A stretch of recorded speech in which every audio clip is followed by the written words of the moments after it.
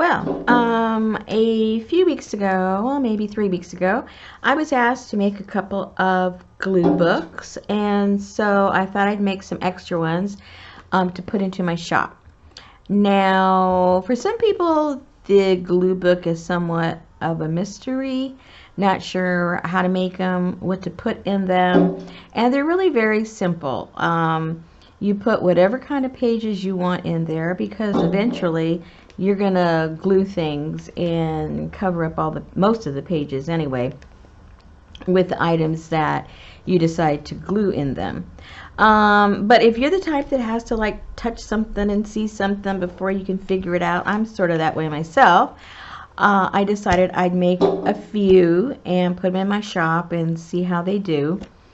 And so those of you that watched my live stream, you kind of saw me last week or the week before. We were, gluing all kinds of stuff onto the fronts and the insides of these books. So they are hardback books, and I'm always losing my ruler, right? So kind of hard to lose this big old thing. Okay, so this is 9 1/4 by about 6 1/2. And hold on, I don't want to attack everything here. And these are about 1 1/2 approximately, the spine. All right, so when I covered up the covers, I used a gardening book because it had my favorite things in them, which is bugs. And if you are not into bugs, well, that's not a problem. This is a glue book. You just glue right over it and it's gone.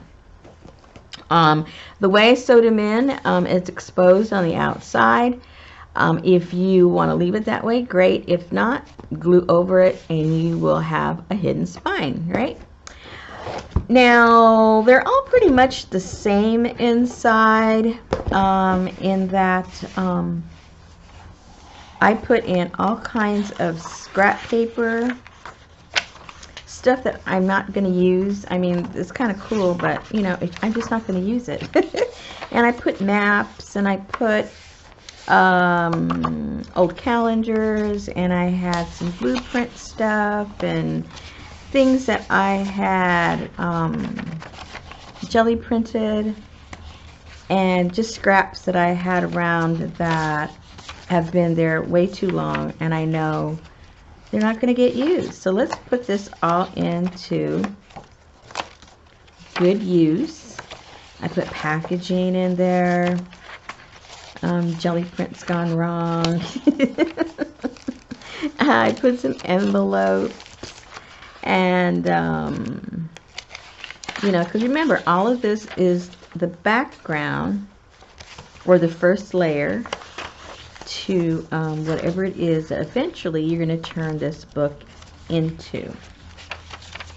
So it's like when you go to the store and if you buy plain journals, it just has pages, and then whatever it is you do to it. The same concept here, except that these have all kinds of funky looking kind of papers.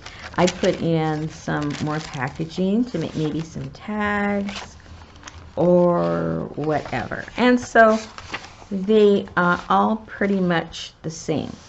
Now, I know the next thing you're going to say is, well, what do I do? What are you supposed to do with the glue book, in case this is new to you? Well, here I have one. It's just a soft bound. And I did mine in a theme, which just happened to be brown and beiges. So as I was going through different books or magazines or advertising, when something that was, fit that category, beige or brown, I would just put it in a little envelope and start stockpiling. And then I came back and started gluing these down. Now, I started off, I got my scrap paper that I put in here. I did start off with the beiges and browns because I wanted a theme. But most people don't follow a theme, as far as color is concerned. So that shouldn't be an issue with your book.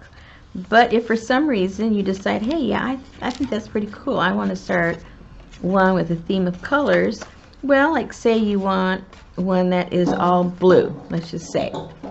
Well, you can go back into here and you can put some blue over a lot of your pages, and then that will start your theme, and then everything else will start blending in, and you can have an accent color. Well, you know, red is a really pretty accent color for blue, and you could do it like that. So here's another one I did that has no theme at all, and I just glued. Do you hear that banging? That's that crazy bird trying to get into my house.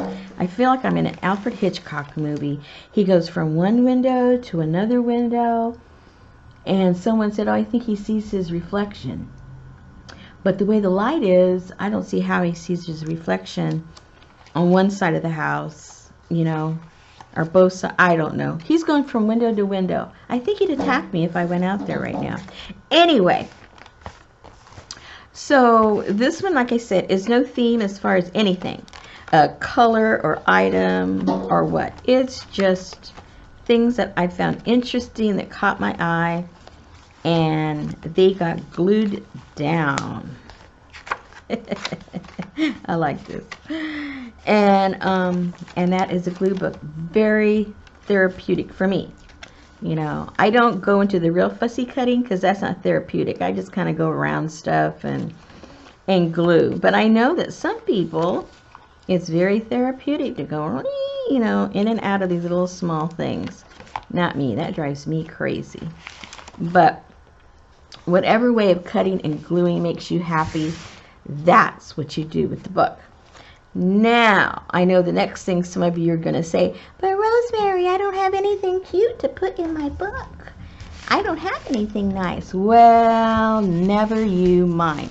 What I did, I went into my stash, and literally, I went in with things that I've already cut out. Now, if I've cut them out and have them in my little compartments that I have them either by color or by theme or whatever, you know that I thought they were special enough for me to cut out, go through all that trouble, file it away, and start using them in the future.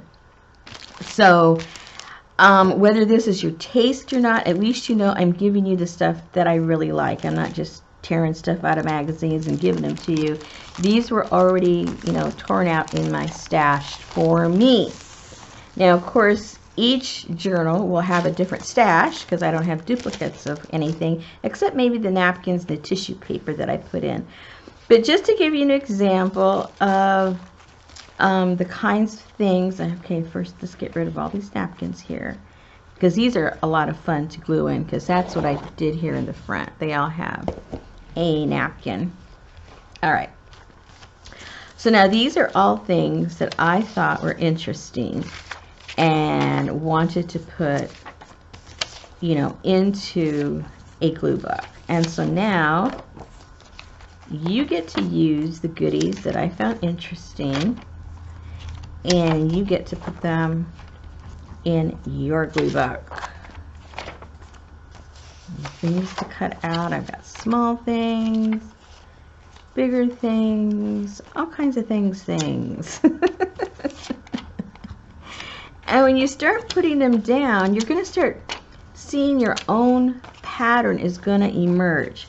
It's all subconscious, I'm telling you. You'll go back later and go, oh wow, I put that in that together. That's pretty cool. And then all of a sudden, this glue book might become an inspiration about how to put colors together. Because when you don't think about it, you know, your mind just kind of takes over. And you do things that sometimes when you're trying too hard, you know, you're fighting, you know, your artistic instincts, and then you end up not doing anything and get frustrated. But if you're just cutting and gluing, trust me, when it's done, you're going to go, oh my goodness, I like that. I can't believe I did that. So anyway, these are, oh, let's keep going here. Like I said, I got small things, I got fashion, I got stuff out of all different kinds of magazines that I've been flipping out that I just love and I thought would be cute inside, oops, of a journal. Oh, I go, ooh, I don't know, that way, huh?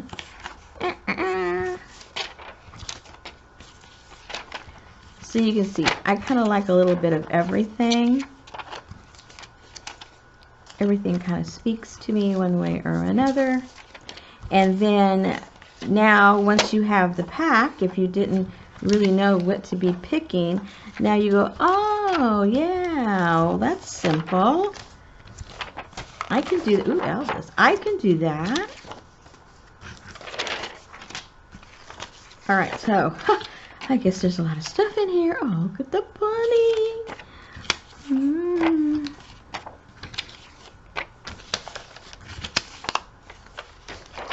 And of course, you have to have your salad dressing. Anyway, so all those things come in your packet that you'll get. I think there's more than enough to fill up your whole book now that I look at it. There's a lot of stuff in there. And so that'll give you a starting point of, you know, how to do your glue book. And I think if you've never done it before, once you do it, you're going to go, oh man, this is so simple. That's crazy. Why didn't I do that before?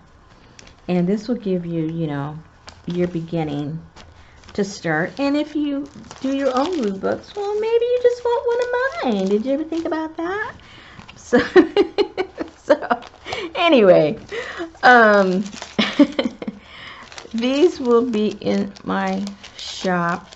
And I'm just going to, you know, list them by the flower in the front, even though, you know, they're pretty much all the same inside. I showed you, did I show you that one? I don't remember which we looked at. Yeah, we looked at that one. Let's just go really quick.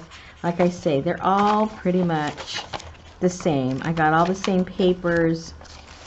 The only thing that would be different are the jelly prints, pretty much, because, you know, those are one of a kind. So those will be different in each one, and some of the paper, some of the scrapbook paper, but some of them, you know, I cut them in half, and so they went into, you know, both journals, and each of them, you know, have different envelopes and stuff like that.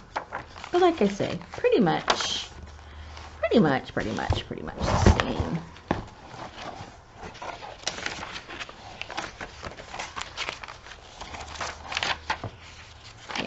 same. They all have the same amount of pages. They all have the 3 signatures. I think it turns out to be like about 150 pages. I'll have to double check. I'll put it in the listing. I'm pretty sure that's what it was. And like I say, my bugs are there everywhere, but I'll be happy even if you cover them all up. I'll know the bugs are underneath, and you know how the bugs make me happy. You won't hurt my feelings covering up, because you know a lot of bugs do live underground or under the leaves, or, you know, in the grass, so they'll be happy covered up. Don't worry about covering up the bugs. They might be even happier if you do. Okay, so there you go. All right, so, you know, as I always say, I've had them for a while. We've been playing with them, but it's time for them to have a new home. Whoops. And I hope the new home is with you.